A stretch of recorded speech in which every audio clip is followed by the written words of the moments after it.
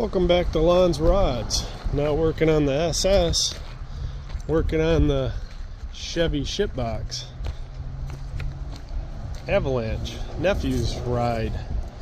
So this side, something isn't the same. So when you hear grinding, just drive it until it keeps grinding. That's what I say, because now he needs new pads and rotors. So yeah, Chevy Avalanche, Chevy and rotors and pads today on the rear. Yeah, just what I want to do.